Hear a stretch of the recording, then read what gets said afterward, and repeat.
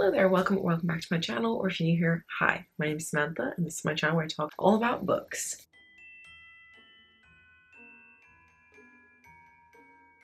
Anyway, today I'm coming to you with my November wrap up. I feel like November went on forever, and actually I read quite a bit in the month. I read 8 books and 2 novellas, and I managed to read quite a hefty chunk, although I have to say I don't think anything was particularly memorable, which is probably not the best way to start this off. But yeah, it was an interesting month, that's for sure. So if you've never watched one of my wrap-ups before, the way that I do it is that first of all, we will go over my stats, and I get these stats from Storygraph. Then we will go through all of the books that I read and what I rated them, and then finally I will give reviews of books that I feel like I have a lot to say about. So yeah, that's what we're gonna do. So as I said, in the month I read 10 books, although 2 of those were novellas. I only read physically 1,313 pages. However, saying that, it's not actually quite the end of November. I've got 2 days left, so I will definitely have more pages read than that, but at the moment that's how many pages we read. And I listened to 30.33 hours of audiobooks because I listened to a lot of audiobooks in the month, and on average it took me 5 days to finish a book. In terms of my moods, the majority of the books that I read were lighthearted. I had 3 mysterious, 3 emotional, 3 dark, 2 funny, 2 adventurous, 1 tense, 1 sad,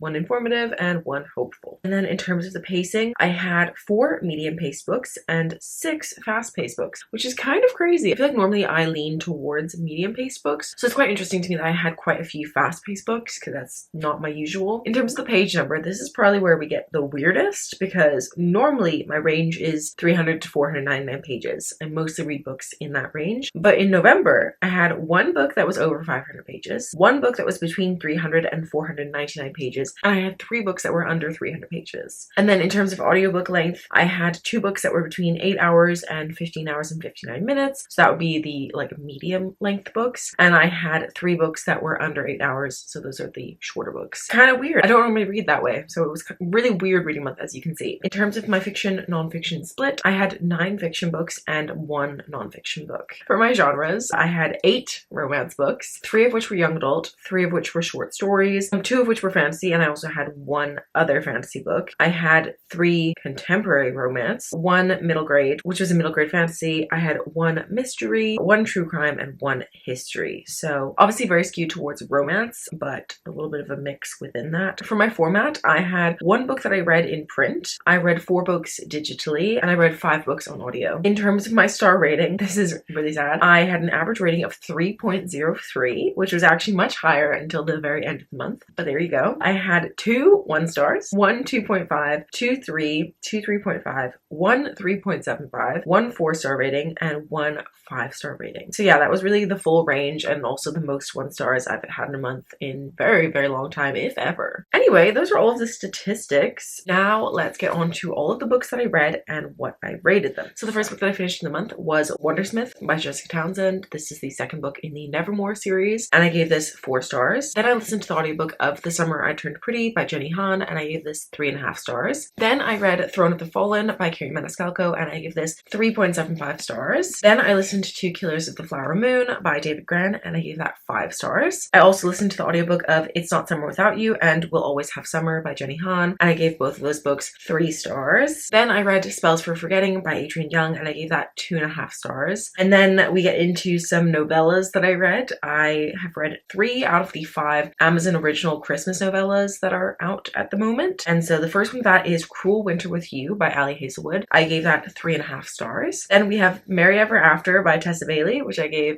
1 star, and All by My Elf by Olivia Dade, which I also gave 1 star. Needless to say, I do not recommend those novellas. If you don't have Amazon Prime, don't go out and buy these necessarily, but if you do have Amazon Prime and you get them for free, you could just read them, but they're not good. They're not good at all. Anyway, now that we've gone through all of that, let's get into the reviews, and I go from worst to best. So starting at the bottom, All by My Elf by Olivia Dade. I actually finished this morning, and this was so bad. I don't really want to tell you what it's about because it is a novella and it's 50 pages, but just know that all of these novellas follow the same sort of format of either it's a pre-established relationship or a pre-established friendship or something, and then somehow it turns into a romance, and there's smut. And that is the formula for these novellas. All About My Elf took place in a weenie mobile. I don't really know how to describe it. It was basically like a converted hot dog van. That's where that took place. It was really bad. I don't think I will ever read anything else by Olivia Dade. I just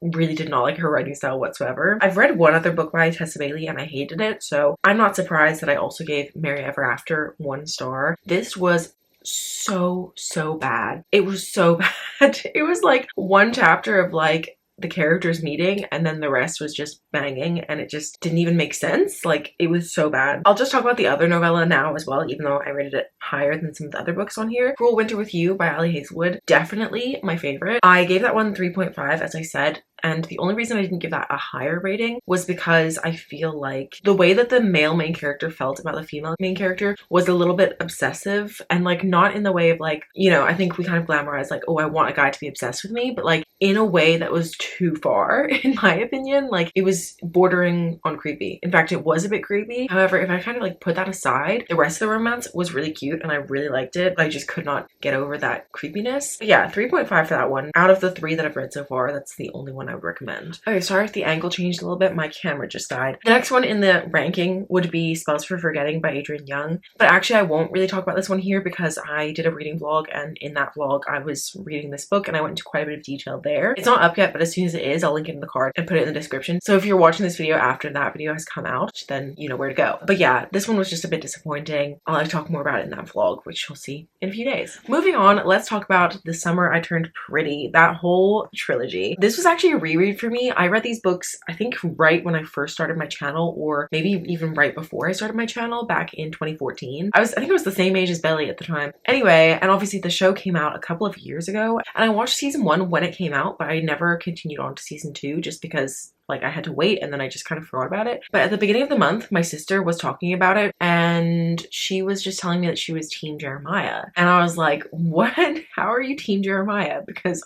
obviously Conrad is the correct answer. But the reason I'm Team Conrad is because I've read the books. And obviously she doesn't know what happens in book 3, and I assume what's going to happen in season 3. So I was like, well, now I feel like I need to reread these books because we've been talking about it. And then after reading the books, I was going to watch the show. So I listened to all of them on audio. And if you like the show and you haven't read the books, I would highly recommend the audio because they're narrated by the actors who play those characters in the show. So if you really love the show, then I think you would enjoy the experience of listening to the audio. I personally don't like the show that much. And the fact that the actors read the audiobooks makes me enjoy the show less now because I've just heard their voices so much that I'm like, can you actually shut up? Anyway, but if you don't know what this series is about, it basically follows our main character, Isabel or Isabella. I don't actually remember, but she goes by Belly, which is like, just why would you do that to yourself? Anyway, she is 15 and every summer she goes to stay in this beach house with some family friends. It's like her mom's best friend. They go to stay at her house and she has 2 sons who are slightly older than Belly. Ugh, I hate that name so much. Anyway, they're slightly older than her and she's always had a crush on Conrad, who is the oldest, but he's never paid her any attention. And then all of a sudden, when she turned 15, apparently she turned pretty. But really, what I would rename this is The Summer I Got Contact Lenses, because that's like the only difference. And she goes back to the summer house and, you know, the boys are starting to look at her in a different light and there's a love triangle and it's all very strange actually. Reading this as an adult, I'm like, why would 2 brothers be fighting over the same girl, especially when that girl is like so annoying? I mean, absolutely no offense to anyone who likes this or the actors or even Jenny Han. Like, I kind of think that it's a product of its time. I love Jenny Han's other series, To All the Boys I Loved Before. I love those books, but these books I wish I hadn't reread because I did not enjoy them very much this time around. Like I said, 3.5, 3, and 3. The last book especially was just so messy. I was like, why? Like, this would never happen. I swear this would never happen. Anyway, moving on, the next book I'm going to talk about is Throne of the Fallen by Carrie Maniscalco. If you don't know what this book is about, before we get into my review, this book follows our main character, Camilla, and basically she is an artist and she doesn't have any family left. It's set in like an alternative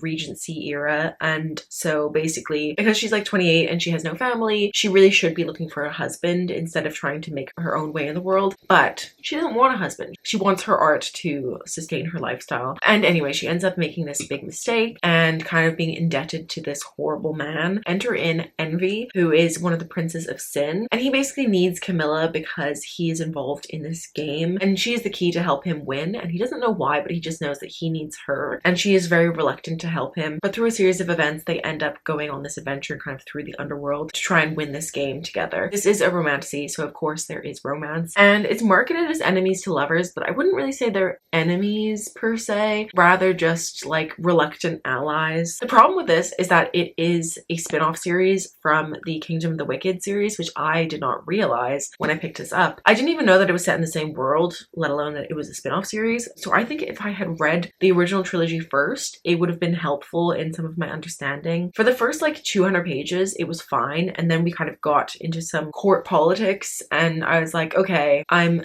slightly confused. Like, it just would have been better to have that knowledge. So yeah, I think that was part of the problem, and maybe if I read that and then reread this, I would enjoy it more, perhaps. I am definitely planning to go back and read Kingdom of the Wicked, but yeah, it was good. I just think I thought I was gonna love it, and I was just a little bit disappointed by it. So yeah, 3.75. It was good, but I was just expecting more from it. Anyway, the final book to talk about today is Killers of the Flower Moon by David Grann. As I said, I listened to the audiobook of this, and the audiobook was so well done. There were 3 different narrators, and there were like 3 parts to the book, so each narrator had a different section, and they all did a really good job. Not only that, but the way that David Grann writes, he makes historical nonfiction feel super accessible. He writes historical nonfiction like it's a thriller, and it's so engaging. So like, props to the book in general. Like, the actual writing of it was fantastic. However, the content itself was actually horrifying. It's really shocking, and I feel like it's a topic that I had not really heard that much about, and I think it's something that like more people should definitely know about, and probably a lot more people do know about it because of the film that came out last year. I personally haven't seen it, but it's because I knew I wanted to read the book. But basically, if you didn't know, in the I think it was the 1930s,